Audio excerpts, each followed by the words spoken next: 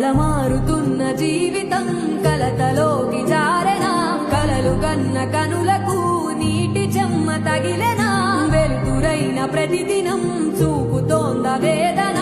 అందమైన బతుకున అలజడి చలరేగెనా ఏమిటి నీ పాపం ఏమిటి నీ నేరం చీకటి ముసిరిందే చిటికల్లోనా తీరదు నీ శోకం మారదు ఈ లోకం